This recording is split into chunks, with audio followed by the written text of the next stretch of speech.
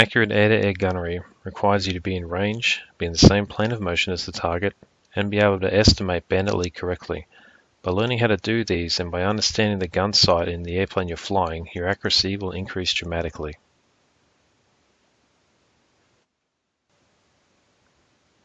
Convergence is the range at which your rounds strike the same area. So when firing, you want to do it when the bandit's range equals the convergence to focus the damage.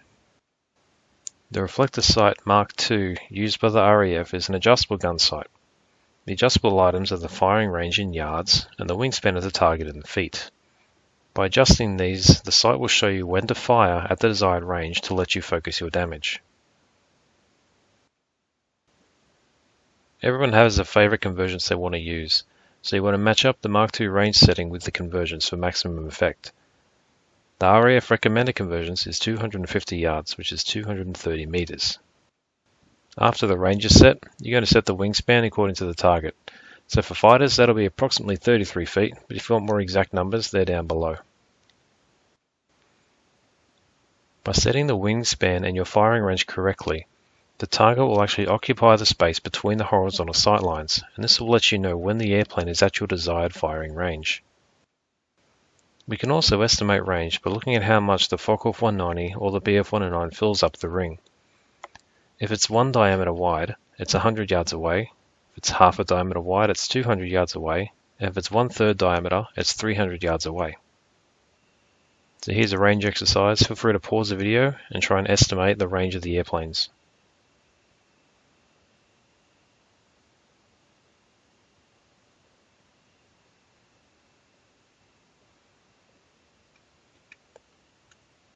Now we'll look at what is lead. Lead is an estimate to allow for the time it takes for your rounds to reach the bandit based on its motion relative to you when you fire. Essentially, it means that you're firing when the bandit is at point A, so the rounds arrive at point B, which is where the bandit will be. You'll estimate lead by combining the bandit's angle off and its relative motion.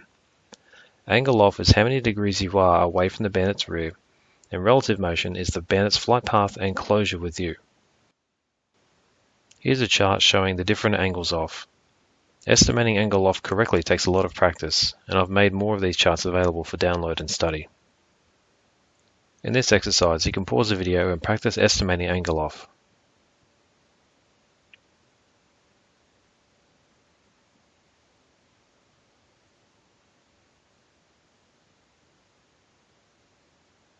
Once you can estimate angle off, you can then bring in the lead using the gun sight.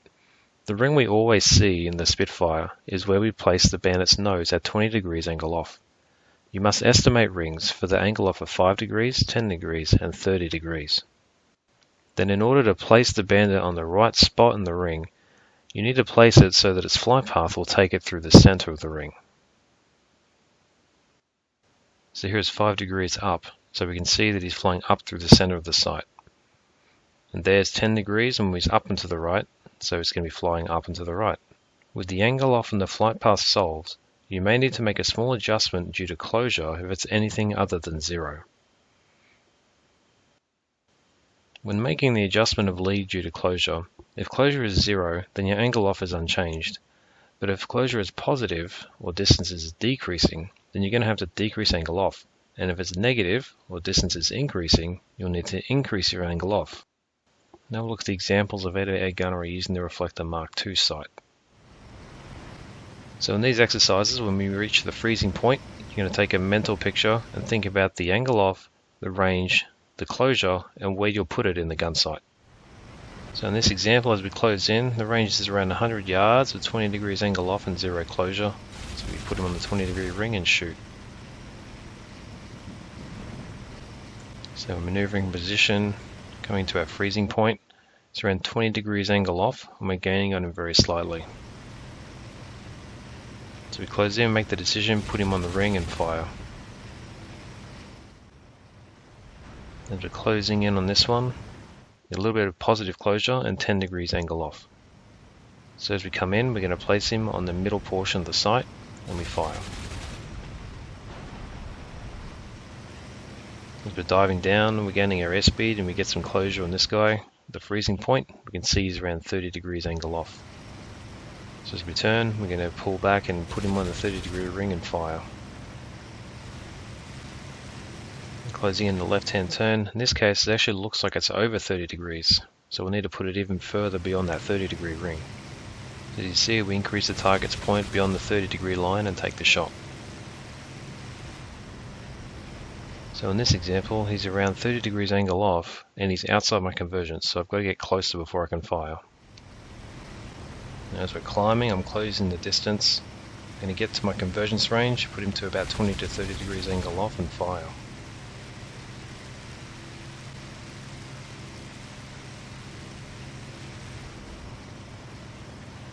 As we close on this guy, we freeze.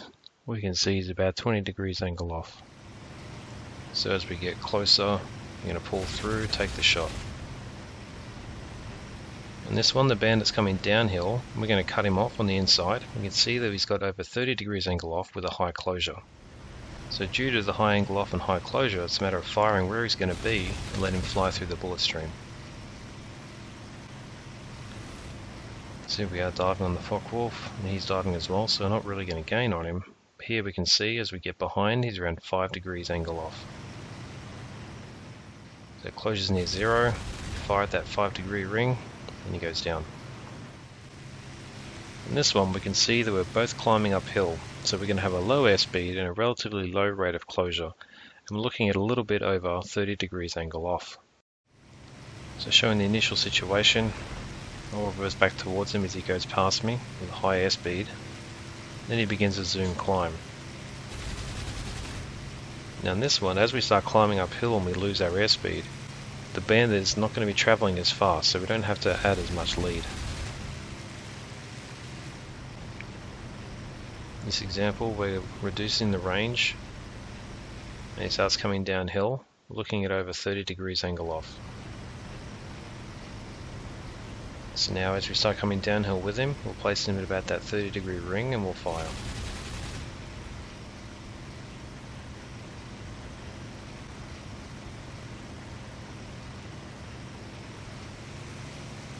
In this example we can see here, he's around 20 degrees angle off, but he's at the 10-degree ring.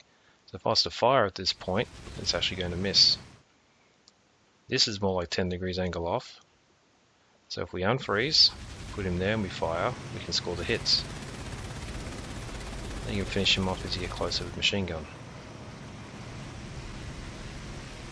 On this example we've got a slightly higher energy state. As we're coming back down, we get ourselves in position and cut him off on the inside. And see there, you're looking at around 20 to 30 degrees angle off. So as we come out, we're going to roll inside his plane of motion and fire. Now here, he's going to come back to the left, so you let him do that and fire and let him drift through the sight.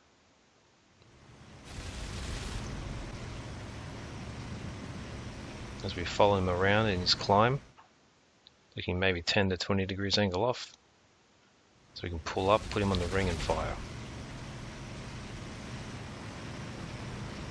As we come around on this guy, we freeze. There's a 5 degrees angle off and going left. So he's about the right position already for us to fire. So if we fire, let him drift through the bullets, and you get taken out.